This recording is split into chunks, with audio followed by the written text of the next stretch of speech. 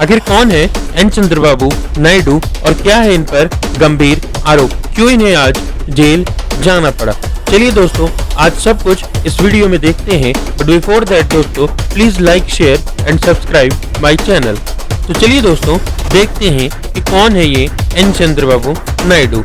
दोस्तों एन चंद्रबाबू नायडू का पूरा नाम नारा चंद्रबाबू नायडू यानी CBN के नाम से भी इन्हें जाना जाता है। इनका जन्म दोस्तों 20 अप्रैल 1950 को आंध्र प्रदेश के तिरुपति जिले में हुआ। बाद में इन्होंने दोस्तों 3 बार बतौर मुख्यमंत्री के रूप में आंध्र प्रदेश में अपनी सेवा दी। सन 1995 से 1999 तक, 1999 से 2004 और 2014 से 2019 तक 3 बार ये मुख्यमंत्री के रूप में आंध्र प्रदेश में अपनी सेवा दे चुके हैं। बात करें इनकी शिक्षा की, तो इनकी शिक्षा दोस्तों श्री वेंकटेश्वर आर्ट कॉलेज तिरुपति से हुई, जहां पर इन्होंने BA की पढ़ाई सन 1972 में खत्म की। इसके बाद इन्होंने इकोनॉमिक्स में मास्टर्स किया। बात करें इनके कैरियर की दोस्तों, इनका कैरियर सन 1975 से शुरू होता है, जब ये भारतीय राष्ट्रीय कांग्रेस के युवा मोर्चा के अध्यक्ष बनते हैं।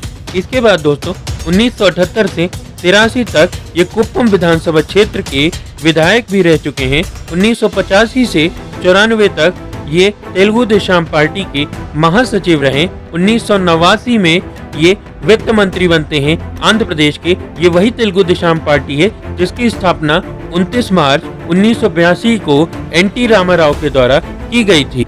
बात करें स्कैम की दोस्तों, तो साउथ इंडिया में होने वाला पिछले 4-5 सालों में सबसे बड़ा स्कैम है।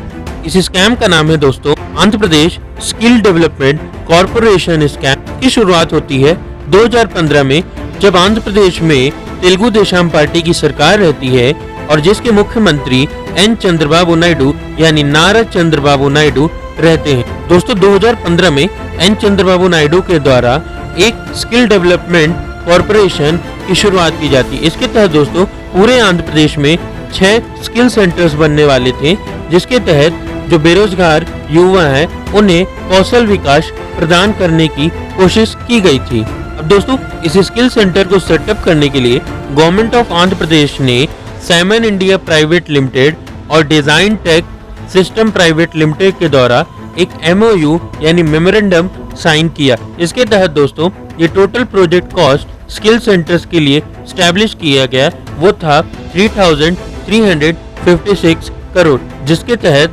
गवर्नमेंट ऑफ आंध्र प्रदेश केवल 10% यानी 370 करोड़ रुपए ही देगी। बाकी का 90% हिस्सा design tech system private limited और साइमन इंडिया प्राइवेट लिमिटेड के द्वारा एक्सपेंस यानी खर्च किए जाने वाला था।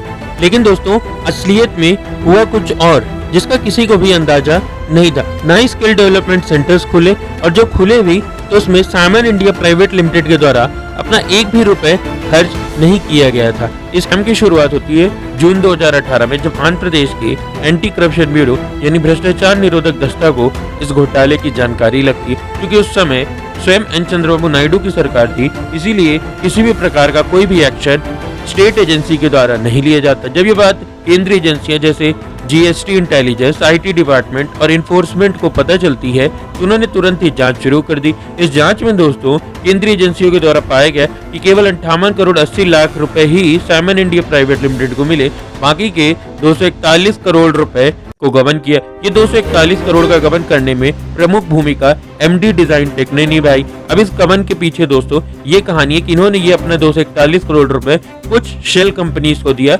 ये शेल कंपनीज दोस्तों उसके लिए फेक बिल, फर्जी बिल्स जनरेट करती थी, और ये फर्जी बिल्स में ये दिखाया गया कि सामान खरीदा गया, सामान बेचा गया, लेकिन ऐसा कुछ भी नहीं हुआ।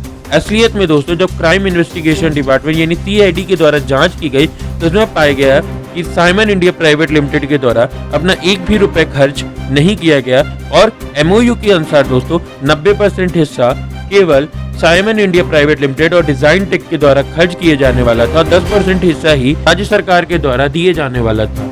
इस स्कैम में जिन शेल कंपनीज का सहारा लिया गया उनका नाम कुछ इस प्रकार है: Allied Computers, Skillers India Private Limited, Knowledge Podium और Cadence partner and ETA Greens. जब इस जांच की बात साइमन इंडिया के कॉर्पोरेट यानी ग्लोबल ऑफिस को पता चलती है तो उन्होंने तुरंत ही MD जो थे साइमन इंडिया प्राइवेट लिमिटेड के, उनके खिलाफ जांच शुरू की। जांच में ये दोस्तों क्लियरली पाया गया कि MD के द्वारा कई 100 करोड़ का घोटाला किया गया है।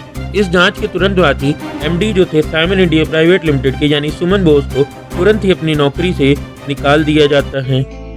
केंद्रीय एजेंसियों की हुई जांच में ये क्लियरली पाया गया दोस्तों कि सरकार के द्वारा एक नहीं बल्कि अनेक प्रकार की गड़बड़ियां की गई।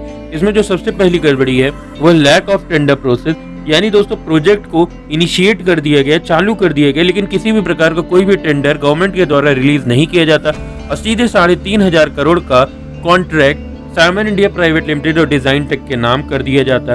दूसरी सबसे बड़ी गड़बड़ी थी दोस्तों bypassing cabinet approval. CM Chandrababu Naidu ने अपने एग्जीक्यूटिव ऑर्डर का यूज करके कैबिनेट अप्रूवल बिना लिए ही 371 करोड़ रुपए की धनराशि अगले 3 महीने में साइमन इंडिया प्राइवेट लिमिटेड को दे देते हैं। इसके बाद दोस्तों जो सबसे बड़ी गड़बड़ी थी वो मिस एप्रोप्रिएशन ऑफ फंड।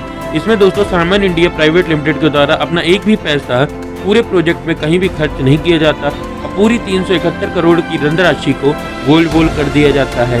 चौथी सबसे बड़ी गड़बड़ी थी दोस्तों शेल कंपनीज।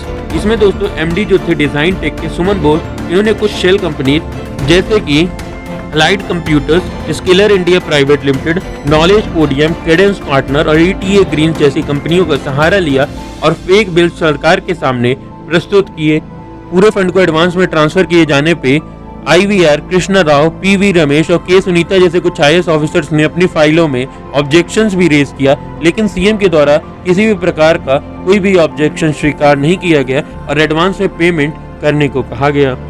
बात करें इन सभी आरोपियों पर लगी धाराओं की तो इन पर जो प्रमुख धाराएं हैं वो कुछ इस प्रकार है। 120B आपराधिक साजिश, 166 निर्देश की अवहेलना, 167 गलत दस्तावेज प्रस्तुत करना, 418, 420, 465, 468, 471 यानी जालसाजी धोखाधड़ी, 471 कूट रचित दस्तावेज प्रस्तुत करना, 409 विश्वासघात, 201 सबूत गायब करना, 109/34/37 ऑफ इंडियन पैनल कोड की ये प्रमुख धाराएं इन सभी आरोपियों पर लगी हैं।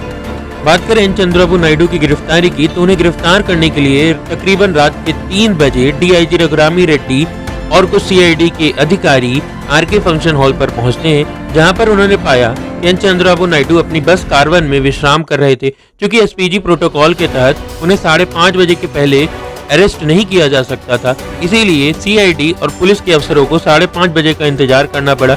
बाद में 6 बजे होते ही मुख्यमंत्री यानी पूर्व मुख्यमंत्री चंद्रबाबू नायडू को इसके बारे में जानकारी दी जाती है और उन्हें तुरंत ही अरेस्ट कर लिया जाता है। बाद में इन्हें गवर्नमेंट हॉस्पिटल विजयवाड़ा ले जाया जाता है, जहां पर इनका मेडिकल चेकअप होता है। फिर कोर्ट में इनकी पेशी की जाती है। इन्हें जस्टिस हीमा बिंदु के सामने पेश किया जाता है, जहां पर हीमा बिंदु ने इन्हें 14 दिन की जुडिशियल कस्टडी पर भेज दिया। अब ये 23 सितंबर तक जुडिशियल कस्टडी में ही रहेंगे। किसी भी तरह की बुरी सिचुएशन से निपटने के लिए गवर्नमेंट ऑफ आंध्र प्रदेश ने तुरंत ही सेक्शन 144 पूरे स्टेट में लगा दिया और लोगों के इकट्ठा होने पर रोक लगा दी। ये थी दोस्तों कंप्लीट इन्फॉर्मेशन चंद्रबाबू नायडू और उन पर लगे संपूर्ण आरोपों के बारे में। दीजिए मुझे इजाजत। जय हिंद, जय भारत।